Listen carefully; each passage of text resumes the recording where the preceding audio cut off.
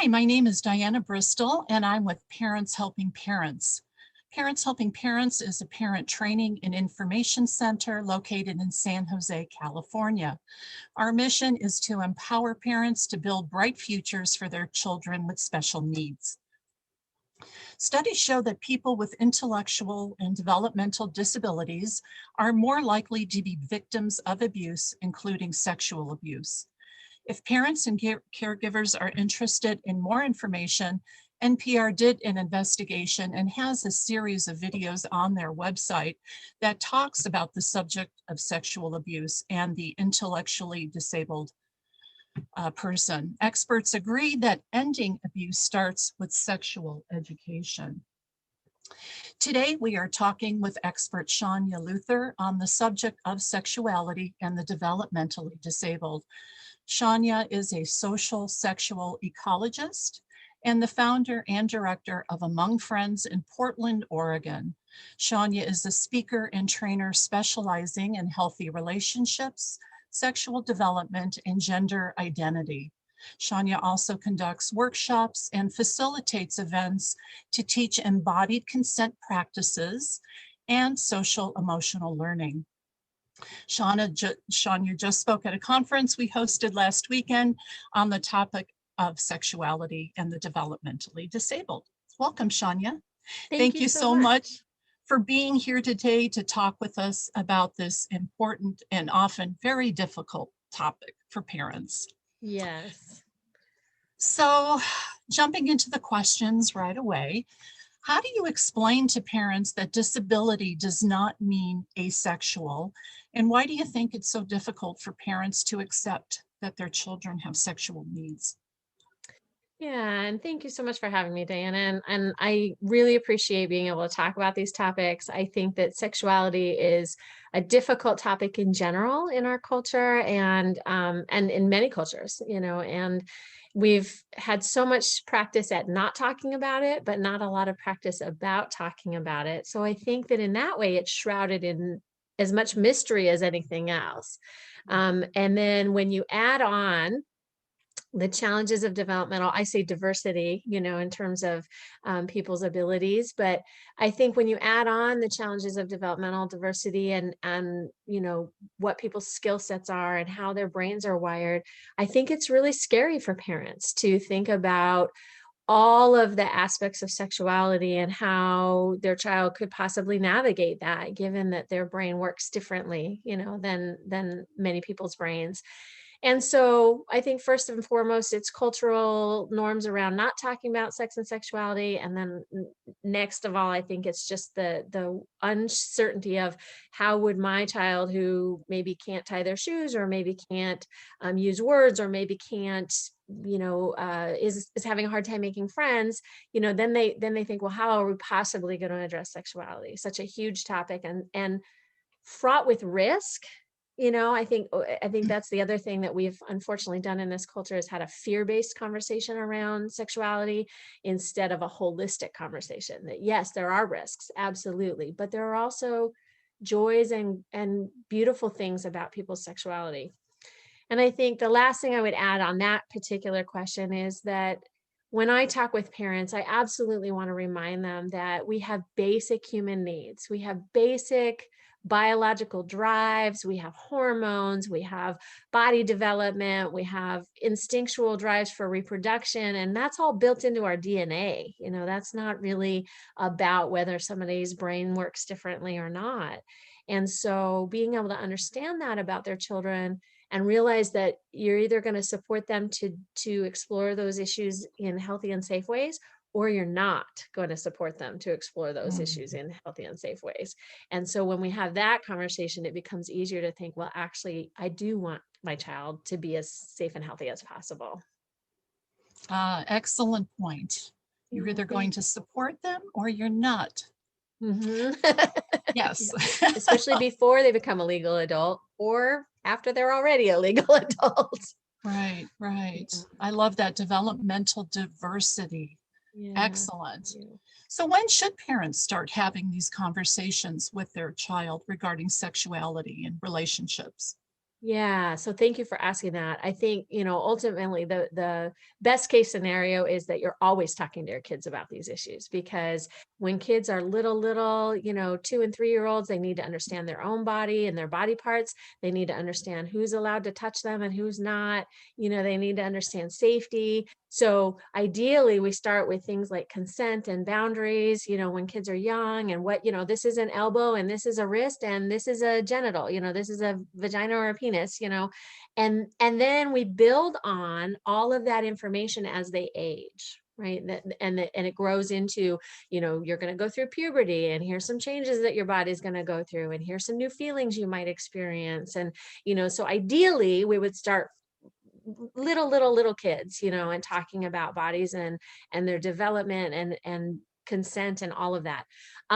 What I also will say is, if somebody hasn't started yet, just start now, right? Like there's no, if people feel like they missed the boat somehow, there is no missing the boat. Just start now and start having these conversations. And even if you don't know the answers, just bring up topics, just bring up subjects, and ask if the person that you love, your child, or a family member or someone you're supporting, if they have questions or they want to know more, and that's an easy way to bring the topic up.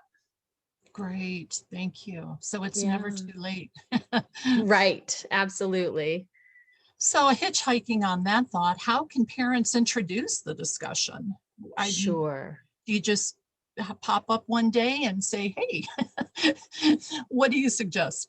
Yeah, so I think there are several ways to lead into the conversation. Certainly social media or media in general is a great way. If you're watching a show with your loved one and there's an instance of domestic abuse or Mm. inappropriate relationship, or not trusting each other, like that's a great way to pause the TV and talk about it right then and there, right? Like, what do you think about that? And how do you think that makes that person feel?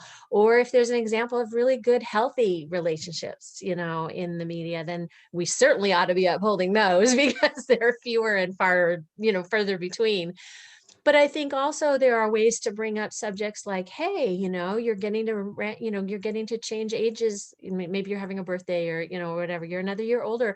And this is the time that we start talking about different parts of your body or different ways in which you might be interacting with people, and this is stuff you have to learn. It's stuff everybody has to learn. It's not just stuff that somebody with developmental diversity has to learn. Right. And so being able to tie it into, this is a natural part of you growing up and becoming a mature young adult or a mature adult and being able to interact. I also think it's really important to talk about how it's going to make people want to be connected to you more. If you are respectful and thoughtful and you use consent and you ask permission and you don't just run up and hug people without asking, people are going to want to be around you, or they're more going to want to be your friends, and they're more going to want to be, potentially connected to you in whatever ways that is meaningful. And so those are some really powerful ways. If all else fails, you can simply say, you know what? We have forgotten to talk about bodies and relationships for a long time, or bodies and sexuality and relationships for a long time, and we're going to start. And I knew one, I heard this story of this one parent, and I just thought it was so great. He realized that he had 3 kids that all needed to have some learning, about bodies and relationships and stuff. So he instituted Sunday night dinner was when they were going to talk about it every Sunday night. And I just thought, what a great example. Now, of course, his kids were mortified and, at times were like, Dad, I can't believe you're bringing this stuff up. But you know what? If you have a set time every week, then eventually when they do have questions, when they do want to know information, they're going to know that there's a place and a time for them to bring it up.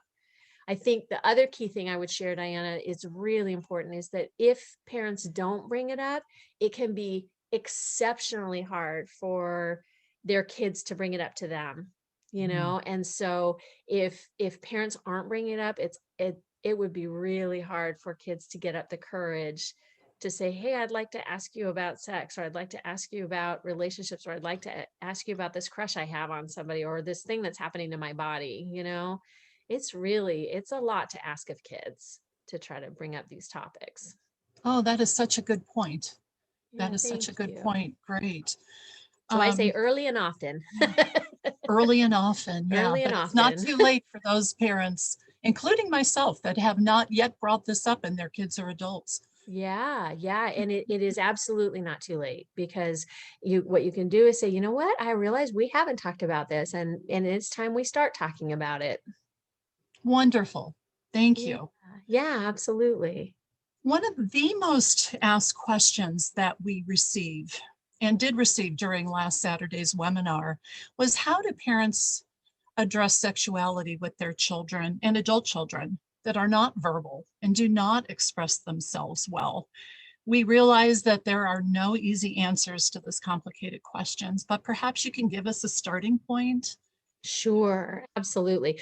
Well, first of all, I just have huge compassion for anybody who is working with somebody who isn't able to use words, because you're trying to support somebody and you're trying to find out what they want and need, and you're trying to navigate that. And yet you may be finding yourself really unsure about how to proceed. And so, especially if they can't give you feedback. But I think one of the things that has struck me in this field of work for so is it was, I went to a conference the first year I was in this field, and somebody pointed out that there are people who are trapped in bodies where they aren't able to use words, but they have all of their thoughts, all of their perfectly formed, very educated thoughts about the world and what they've learned. I mean, if you think about Stephen Hawking isn't able to use words, right? And yet he's a genius. And so what we want to be able to do is, first and foremost, not assume what someone can understand. Right. We want to talk and educate people as if they can understand, and then work from there so that we can see what evidence we see of their comprehension. I think another piece is that if you do have somebody who has challenges around comprehension, I think using lots of different tools, visuals and videos, and there was one gentleman that I worked with. He was blind and deaf and was not able to use words, and he was engaging in self-pleasuring or masturbation in spaces at the house that he really shouldn't have been, right? And so one of the things that we did with him was we took a card that had a certain texture on it, and he had learned to have cards for other things, like I want to drink of water, or I want to take a ride in the car, and they all had different textures on them. And so we took a card and we put a certain texture on there, so that if he started to engage in some behavior in a public space of the house that really needed to be in his bedroom, his staff were instructed to go and take the card, put his hand on it so he could feel the texture, and lead him to his bedroom. So that he knew that if this was the behavior, obviously it was going to take time to teach him, but he would grow to learn that if this is the behavior you want to engage in, then the place you need to engage in it is in this room. And so there are tools, there are techniques. It just takes a lot of creativity and a lot of patience and a lot of willingness. But I would go back to that. First and foremost, do not assume what someone can understand, even if they can't use words, because we do people a disservice if we undereducate them, because we don't realize how much they're able to comprehend. Wow, fantastic. Thank you. Yeah, absolutely. How can parents tell when their loved one has been the victim of sexual abuse? And how can we keep our children safe from Yeah. predators in the community and online? That might Yeah. be two separate questions, but I think they're related though, right? yes. Yeah. Well, I think that some of the key clues, and there are no perfect answers to this one either. Some of the key clues is if somebody suddenly begins acting in a very different way, if they're suddenly very agitated, or they're suddenly very frustrated or upset, especially if a certain person comes around, right? You don't want to jump to the conclusion that they've been sexually abused, but it is something to pay attention to. Because if there's a drastic change in behavior, it may be a trauma response. It may be a fight, flight, or freeze response. Right. And so we want to pay attention to those kinds of things. I think another one is for example, if somebody has historically let you help them bathe and has had no problems, having sort of their genital area bathed, and then all of a sudden they don't want that anymore. Now that could be a natural sign of growing older and having some more modesty, or it could be a sign that somebody has done something that scared them, and now they're scared to have themselves touched in that place. I think the challenge, especially if somebody isn't able to use words, is that it can be really hard to know what's gone on. And I've also worked with people who were able to use words who I don't love the term false reporting, but have accused somebody of something that we, after doing a lot of investigation, realized couldn't have been the case because that person wasn't even in town, at that time or whatever. Doesn't mean that nothing happened, but it didn't happen the way it's been reported. And so it's a complicated issue.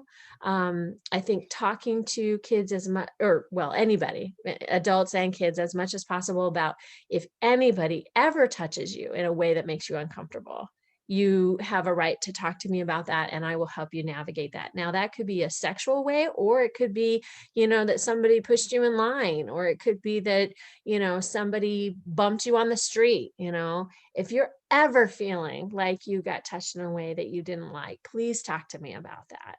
And I think using the term in a way you didn't like or that made you feel uncomfortable is so much more important than if anybody ever sexually abuses you, because people might not understand what sexual abuse is. They might have thought that they were in a relationship. They might have thought that, predators are sneaky. They will manipulate someone to feel like, well, I care about you and you matter to me and you're special to me. So what we're doing is fine, And so if you say, if anybody ever sexually abuses you, please come talk to me. Well, many people wouldn't define that as sexual abuse. And so being able to use language that says, if anything feels uncomfortable, if you're unsure, you could, even if you have a really good relationship with your kids and you've talked about bodies and things, you can say, if anybody touches you in these areas, and map out for them on their body, like, this would be abnormal. So tell me if anybody ever asks to touch you there or wants to touch you there or did touch you there. Now, I will just add, Diana, just for an extra layer of complication, there are some people with developmental diversity who need help with toileting and need help with bathing. And so somebody is going to touch them in those areas, right? And so the complication with that is to teach somebody, first and foremost, here are the only people that should be helping you with those things, right? Here's the list. And if the list changes, now here's the different list of the people who should be helping you with these, bathing or toileting or whatever.